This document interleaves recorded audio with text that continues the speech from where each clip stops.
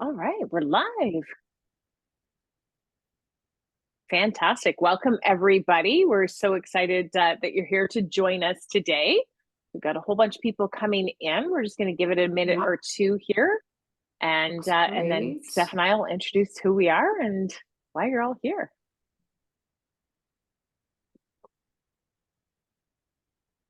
Promises to be an exciting session. Great. Yeah, lots of people coming in. Wonderful.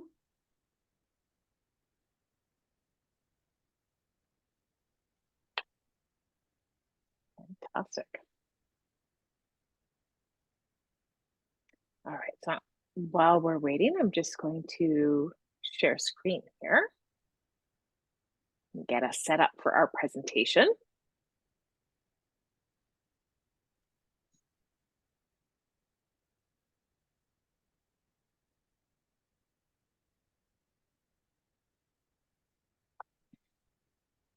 And so as we do our presentation, there is the Q&A option there that you can be able to throw some things in there if you have any questions, and we will monitor that and answer all the questions at the end as well. But we're super excited to be able to deliver some amazing information for everyone today.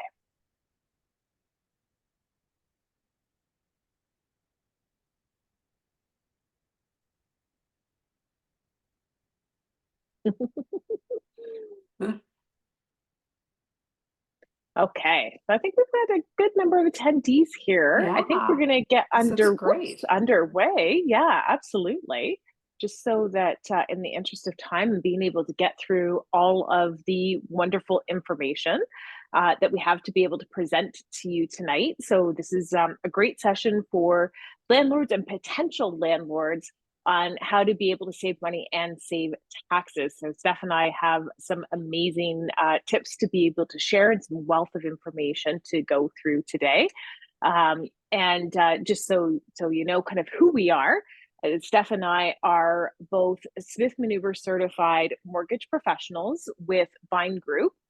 And we have really just been focused on helping homeowners be able to do more with their properties and create some additional wealth and some added value that, we really have to do things differently in today's environment.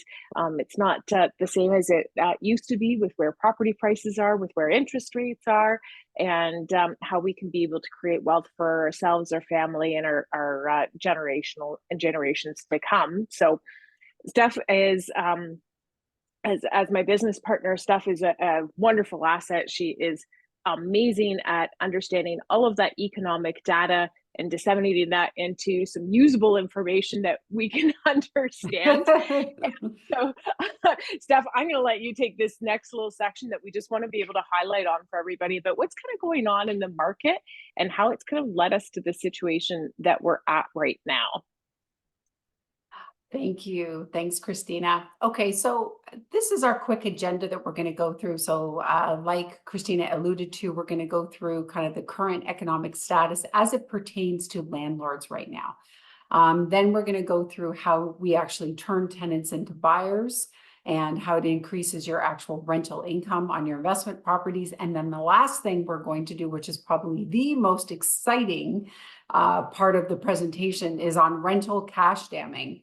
And this is a big win with the CRA, with Canada Revenue Agencies. And usually I like to joke about the whole thing about beavers and cash damming and that type of thing. So yeah, has nothing to do with beavers, but has a lot to how we can actually use a legitimate CRA bulletin in order to really help landlords save thousands of dollars of taxes and pay their mortgage down faster. So that's the juicy part that we save for the very end. So this chart basically talks about the monthly condo cash flow index. Okay, so we're just talking about condos. We're looking at average rents and we're looking at the cash flow. And if you are a landlord, unfortunately, since interest rates started increasing, what you started seeing is sort of that sharp drop in 2022, where you start to see your cash flow diminishing greatly. And it also talks about the principal repayment. So the top line, the yellow line, is your principal repayment on your mortgage. So when we look at historically where interest rates were in 2020, 2021, 2022, we had like a really, really good period of time where we had historically low interest rates, and particularly if you were in a variable rate product. And so what was happening is your cost of borrowing was significantly lower than it is presently. And as a result of that, you had a large amount of actual capital or actual pay down on your mortgage. Okay, so you were really pounding down on that mortgage principal.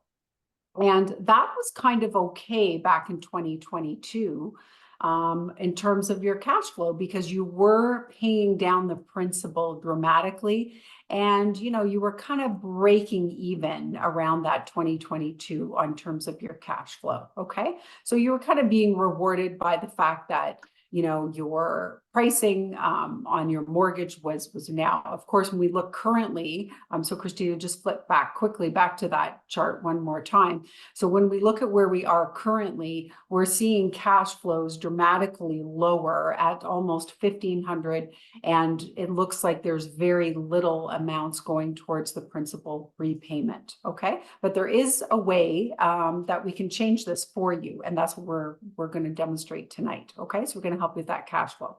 So this, just very quickly, I threw this in there because this is about, when is the relief going to come?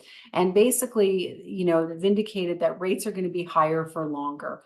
So the February projections for cuts into, the Bank of Canada, we're hoping maybe April, but it looks like it's probably going to be June. And so in entirety, maybe we're going to see 1% to 0.75% in rate drops. That's going to help alleviate a little bit of the cash flow and a little bit of your principal repayment, but it's not going to come soon enough. So we have to look at other ways that we can get around that. So in this next chart, if you've been following, you're thinking, oh my gosh, maybe I don't want to be a landlord. This is a terrible thing. I'm negative cash flow. But what we want to remind you is that real estate, it is meant to sort of be a long-term investment. So you have to think of it like your RSPs or your tax-free savings account, where you're buying things on the market. Is, you can't think of it necessarily in a 1 to 2 to 3 to 4 year increments. You've got to look over it long term. The reason why you are a landlord and you're investing in real estate is, you're trying to create some future wealth for yourself into the future. Okay. And so this chart is going to give you a little bit of hope. Okay. So it looks a little busy. So I'm just going to sort of break it down. And what these sections mean is that we've had 4 past historical periods of time where we've basically measured what has happened to home prices after the Bank of Canada did a pause. Okay, so the Bank of Canada has paused interest rates in our current environment. They paused last July in 2023, and we've been on a pause since then. So historically, what happens to home prices? Well, after the first year, we start to see that home prices relative to the different bars here, on average, they increased about 3.5%. Okay. After 2 years after the rate pause, we saw real estate values increase by almost 8%. 3 years, we were at 12%. And after 4 years, we saw real estate values increase by 17.5%, and 5 years at 24%. So the whole idea of this chart is to really demonstrate to you as real estate investors that you want to hang on to your real estate, because yes, your principal pay down isn't what it is, but you have to look at it in terms of a long-term growth of your real estate asset. Okay, so this is like a happy chart, and we like this. This is very, very positive. So our next chart is really indicating where average monthly rents have been, and the media has been giving this a ton of coverage. And we know that the cost of rent has increased, significantly over the last few years and almost over the last decade. So if you're a landlord and you're over there by that 1,800 a month long-term tenant in there, and you know that your market rents for the same unit are closer to 2,800 a month, right? You're thinking, how can I actually get up to that higher trajectory on the right-hand part of the graph? So this is just sort of demonstrating that, rents, where market rents really are, and where is your tenant in terms of this chart, right? And how can we avoid this? And what is it that we can do to be able to help you with this problem? Okay. And so this is where our tenant to buyer program comes into. So Christina is going to take it away and just give us a brief breakdown on how we can actually use this to get those long-term low market tenants into new higher paying tenants. Excellent. Thanks, Steph, for that. So yeah, absolutely. What we find is that right now, if we went through the process of being able to help existing tenant owners to get into home ownership, it's going to do a few things for you. So it's going to be able to allow you to, if that tenant's moving out, allows you to refresh and keep the place current and up to date and in good condition for the property. So that's great, just adding, contributing value to your overall property. But the other piece is that if you have a flow of tenants that are going through on, every 1 to 2 or even 3 year time frame, then what you're doing is refreshing that with new tenants that are going to be coming in at whatever those current market rents are. And so you might be asking, how do I go about and do that? So if we take a more proactive approach in regards to putting tenants into your property by having them go through a analysis, like a home ownership analysis, that pre-approval process to determine, how they would be able to get onto that path to home ownership, it's going to be a great way to be able to then say, maybe they've got a 12 to 36 month plan that will enable them to actually do that. Plus, if we know they're on that good plan, we know that they're going to be good tenants for you from a qualification standpoint of view as well. So oftentimes what we do find is that there's 3 main barriers for people to get into home ownership. It's usually about credit, it's about capacity from an income to a debt servicing standpoint of view, or it's typically about capital, having enough down payment to be able to support them. So when we work with tenants that are looking to be able to rent a property, we would go through this and say, okay, which of these is applicable to your situation? And how can we support you to be able to improve that so that you can reach your goals of home ownership? So we typically will go through a plan of a 12-month cycle. If they have some credit challenges, we're going to check the report and be able to help them dispute any inaccuracies and teach them on how to be able to pay their bills on time. We want to be able to prioritize their debt repayments and create that payment plan for them, and or consolidate debts if that's necessary to be able to help get them cleaned up on their credit history report. Then we're going to continue to be able to work with our clients in regards to savings for their down payment by setting some clear goals and exploring some different plans, which include some really unique home ownership programs that we have with shared equity partners and rent to own plans to get into home ownership. And then we'll help them get prepared with the paperwork and everything that they need to have that proper pre-approval in place. So having that good 12-month strategy means they're doing proper notification to you as a landlord on when they're able to start looking at their home ownership opportunities. And you can be able to help plan knowing if they're going to be a 1-year or a 3-year potential. Because if they're better focused, then they're going to understand what they need as well and can be able to relay that to you so that you can be moving these people along and getting new tenants in with new current market rents. And I think the big part of today and what we want to be able to share with you is you are the landlord and you do have these investment properties already. And so we want to talk a little bit about a strategy that is going to be able to help return some greater value into your money, particularly if you also have properties that are in that negative cash flowing situation that Steph was talking about at the beginning of our presentation, right? It's the struggle is real. We've talked to many landlords about the challenges of having cash calls and having to put more of their own personal money into their investment properties to cover that negative cash flow because they did have those variable rate mortgages and their payments have just been keeping going up and up. So we want to talk to you about a strategy that's going to help you do that. And that is about rental cash jamming.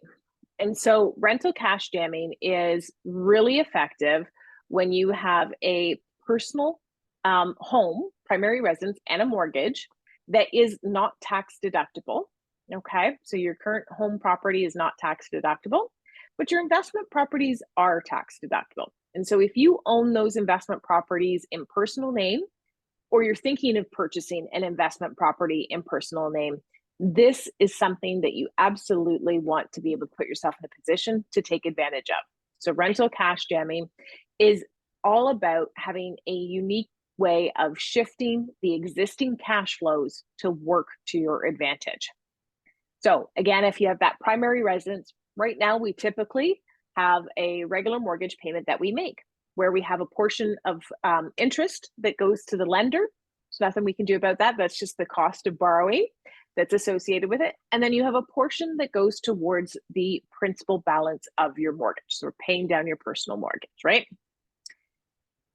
That comes out of your regular bank account. And if you have an investment property, you're receiving rental income in, and historically putting that money into a bank account where the rental expenses are going to come out. And that's really the way the flow of cash works for the average person because that's how we've been taught. That's just the way that flow of cash goes.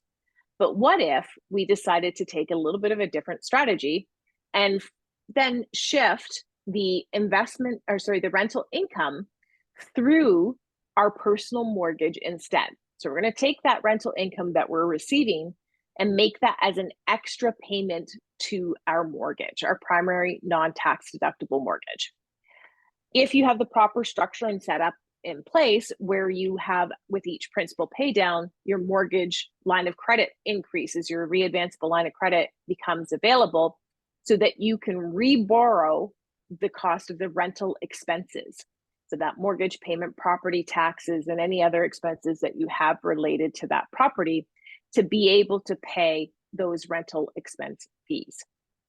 Now, the key thing of why that's important is when you borrow money for investment purposes, so whether that's real estate, capital assets, etc., but whenever you borrow with the intent to be able to make money, the cost of borrowing becomes a tax deductible expense. So if we can borrow out those rental expenses, the cost of that borrowing now becomes tax deductible, and it will increase your Revenue Canada tax refunds or limit your tax liability that you have with Revenue Canada if you owe every year. That refund or that tax relief is, please chat 1 second there, is what then gets also applied as extra payments to your mortgage and accelerating it even faster.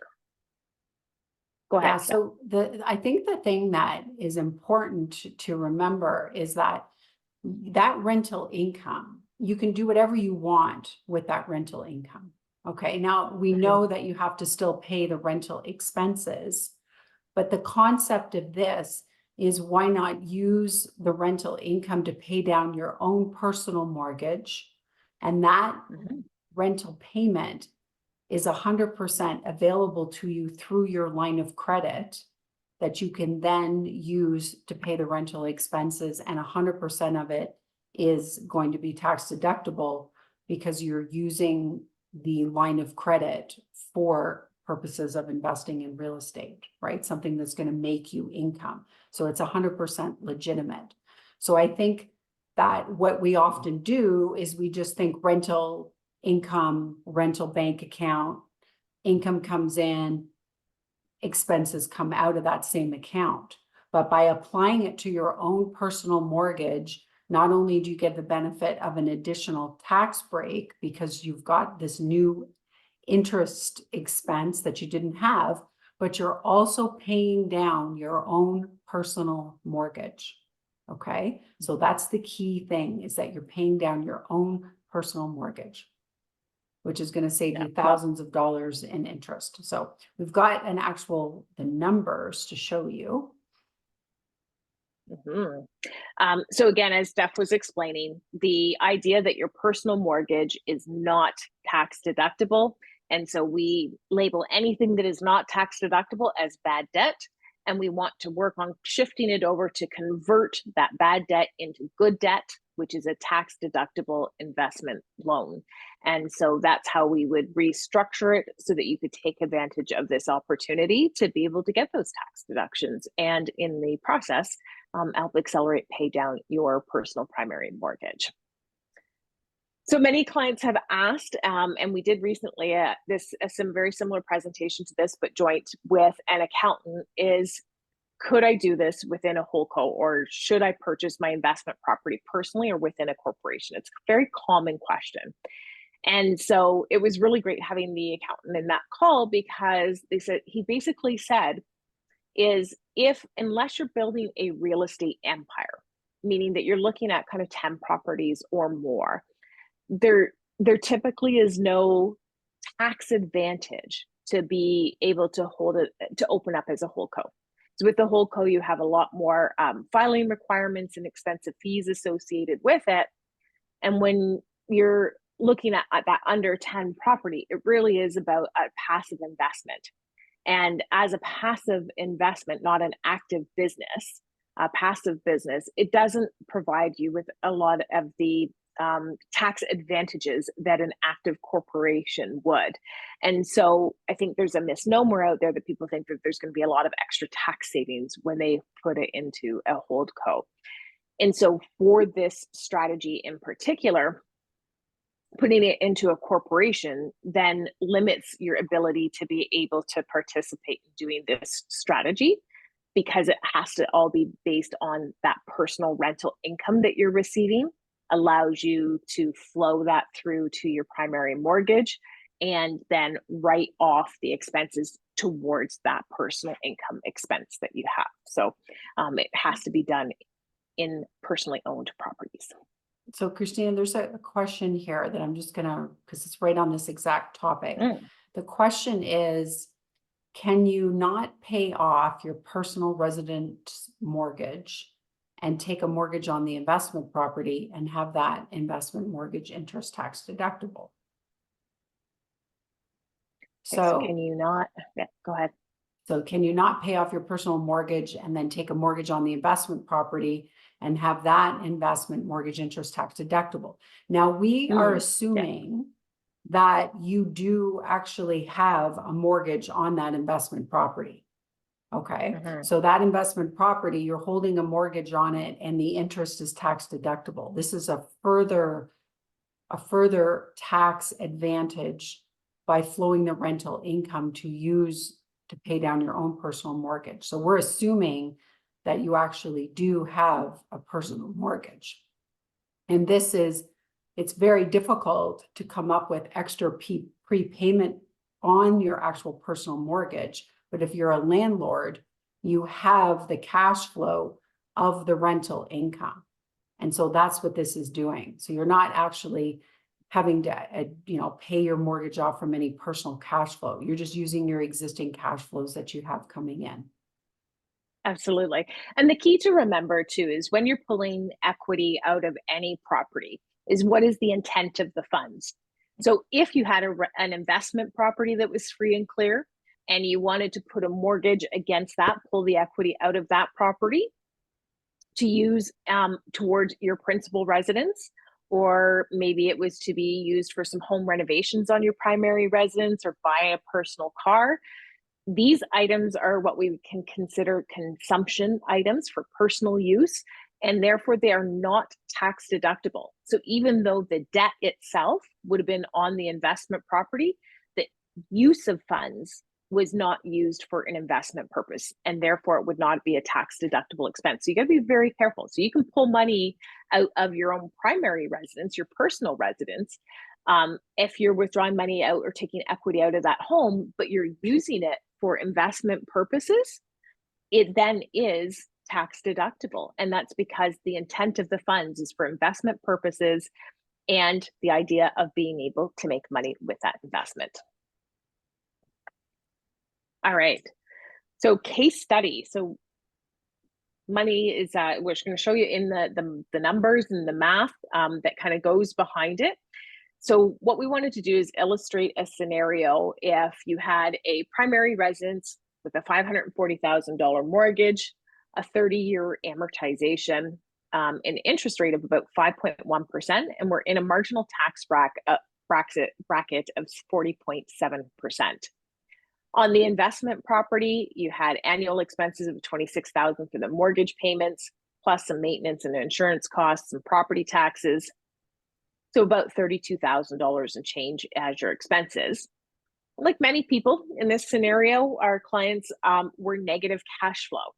So they were receiving $30,000 in income and had about $32,400 and change as their monthly or as their annual expenses.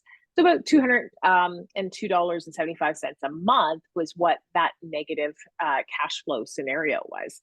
And so how would that kind of all work? So what we had is their regular mortgage payment that they were making, and they had that investment property. So when you have a negative cash flowing property, what you usually do is you take that negative income, that $202.75, and you're funding that yourself.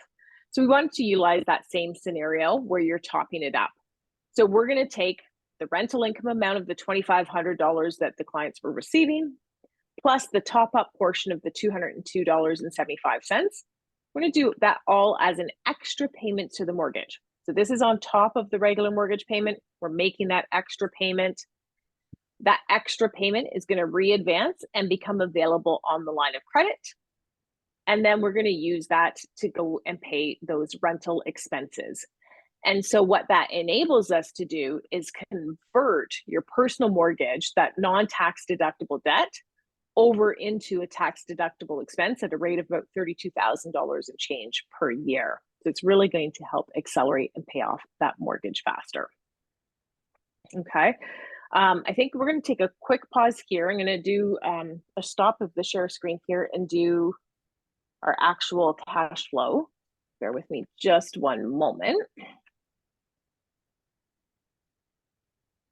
So we had that exact scenario, and I'm just going to bring the screen up here just a little bit bigger so everybody can see, is the financial benefits of that scenario. So that mortgage, the primary residence mortgage, was on a 30-year amortization. Make sure I've got my numbers right here. Bear with me.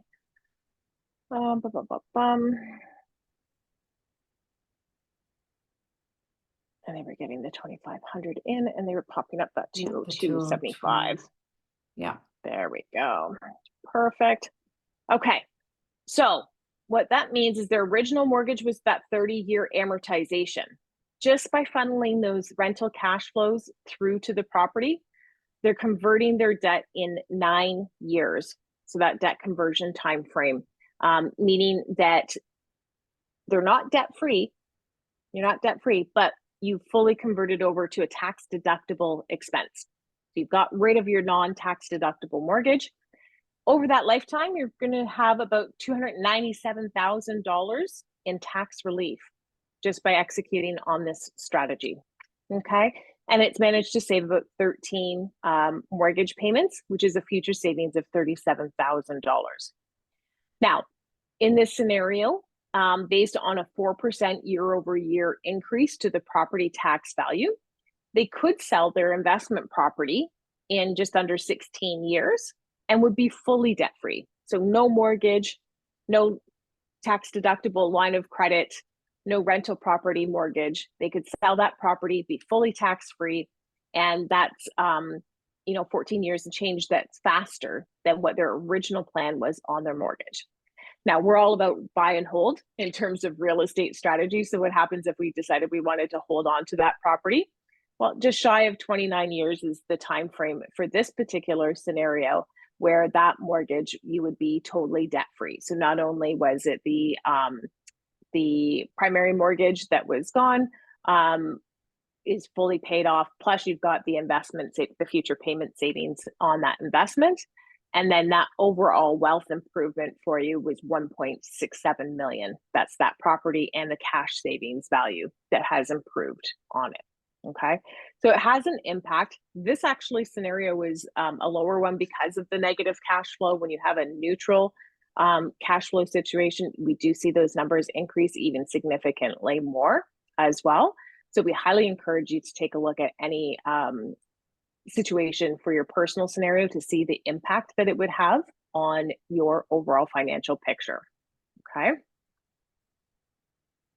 I know that's a lot of information to be able to take in. Go through to our next page here. So cash damming is a CRA tax strategy, as we had talked about in the beginning. Okay, so this is a legit strategy come right out of Revenue Canada, and we can be able to kind of trace that in there. So it's not something that you're going to jump up and Revenue Canada is going to do audit and say you can't do this. It is actual legit strategy. We do highly recommend that if you don't have an accountant that helps you figure this tax strategy out, that you chat with us. We do have a bunch of accountant professionals that are well versed with the rental cash damming strategy to ensure that you're doing those deductions accurately and correctly with Revenue Canada. The last thing you want to do is get yourself in trouble with CRA. Okay. So we've covered a lot of information today. What's next? Right? So for your tenant clients or potential tenant clients that you have, we do have a free tenant to buyer guide that we're able to provide you, just outlining the strategy of what it is that we have to be able to offer. We would meet with that client to be able to do an initial interview and a strategy call to help develop a comprehensive plan and get them sorted out for their 12 to 36 month plan for home ownership, and provide them with ongoing advice and support. For yourselves, in terms of the rental cash damming strategy, is that something that you would like to take a look at and see how it's going to have as an impact to your personal cash flow and situation? Steph and I would be happy to be able to connect with you and go through that detailed plan to see how we can have that apply to your personal circumstance. So Steph, is there anything you wanted to be able to add to that, or some questions that we've had that popped up in the chat? Yeah, so there's just one question, a couple questions here. So one relating to the around the tenants, like how is it that you get your tenants into that sort of tenant to buyer program? And the way that would work would basically be introducing the tenant to the idea, have you ever thought about owning your own home? Introducing them to us, and then we would be able to do an analysis, and basically determine for them, whether or not they're going to be, a potential homeowner. What are the steps that they have to take? They have to take themselves through in order to get, to that particular stage. So generally speaking, with the price of housing and things like that, usually we're looking for sort of combined household income. So combined household income of gross of about 100,000, 120,000. If you've got a long-term tenant and they're paying like $1,100 a month and they've been there 30 years, that could be really tricky. But the idea is that, more than likely you've got tenants that have been maybe through a life transition. Maybe they are like first-time buyers and they just need that little extra push, in order to educate themselves and to, get themselves into that program. Now, previously, over the last 6 weeks, we ran this program with the tenants themselves, and we had about 40 applications. And out of the 40 applications, we actually had 5 actually become homeowners. So that's pretty good. That's a pretty good success ratio. So it is always worth that conversation to explore that. And again, the whole objective of this is you as a landlord is, you want your tenants to churn over in a timely manner so that you can get the most up-to-date economic rents. So yeah. Okay, so there is a question here. Another question is, how can we get the Excel sheet? Okay, so that's the Excel sheet related to the rental cash jamming, I'm assuming, because that's the only one we've shared with today. It is proprietary information. So unfortunately, it's not something that we provide. It is so data rich in there with the formulas. And unfortunately, it's something that is easily broken in terms of a calculator. So we are most happy to share individual circumstances so that we can go through and update the numbers that reflects your personal scenario. So feel free to go ahead and book an appointment using that link there, calendly.com at on purpose/Smithman, and we would be happy to go through your individual scenario. Absolutely. Thanks for asking. We do, yeah, we do have and there is a calculator, like Christina alluded to. We are Smith Maneuver certified mortgage specialists. And what that means is that the Smith Maneuver is this whole process of how to make your mortgage tax deductible. So, the rental cash damming is one of the accelerators in that actual program. And obviously it's one that's very applicable to landlords. So we can certainly direct you to the Smith Maneuver website. There is a calculator there that is available for customers that you can actually fill in your own information, but it is also something that we could do with you as well, right? We have access to the calculator as well, being Smith Maneuver professionals, and we can hop on a quick call and we can run through the calculator with you and actually produce the actual report. As Christina alluded to, this Excel spreadsheet is something that she has created and that we use, which kind of takes that Smith Maneuver calculator that you get online, we put it on steroids so that it does lots of more in-depth projections for you and net worth calculators. For sure. And I think one of the things that I'll just point out is that what we found is with the Smith Maneuver itself, it was talking also about investing mortgage principal pay down into investments. And oftentimes what we find is once a real estate investor, always a real estate investor. And most of our real estate investors want to invest in more real estate. And so the Smith Maneuver regular calculator it didn't show just on the investments or the rental property side of things.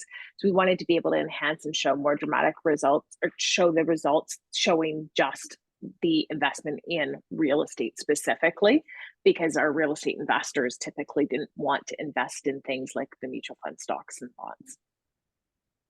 Yeah. One more question here, Christina, is why wouldn't everybody do this if they own a rental property in their personal name? Yeah, that's a great question. It's exactly why we're here today. Honestly, if you own an investment property, if you have a mortgage on your personal residence and you own an investment property in personal name, I mean, honestly, you absolutely need to be able to do this. Unique scenarios, maybe if you're really low to your debt freedom date on your primary residence, maybe it doesn't make sense to be able to do that. Our calculators are really good in being able to show us when that makes sense to not do that. But for the most part, really, honestly, it has some tremendous results for people, and you can rental cash jam more than one property. I think we've done up to 4 investment properties that clients have owned, and we've seen their debt conversion date within 3 years on their primary residence. So it's some pretty dramatic results when we put it all together.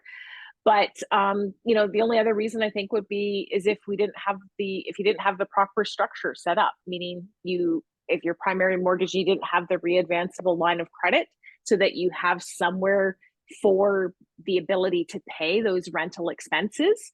That's what's the important piece, is having that readvanceable line of credit to be able to do it. Okay. But that's what we're here for. We're able to help you get set up with that proper structure so that you can take advantage of this strategy. Awesome. Great That's questions. great. Yeah, really great. Fantastic. So Unless yeah. anybody has Okay. any other questions, yeah, we really thank you for taking the time to educate yourselves, to learn how to do more with your finances. And like I said, just a shift in mindset and a strategic way to be able to flow the existing cash that you already have coming in to be able to enhance your financial future. So thank you, everyone, for spending some time with us. We really appreciate it. And we look forward to connecting with you real soon. Thank you so much, Steph and Christina. And we'll also be sure to send out their information again to everybody who registered.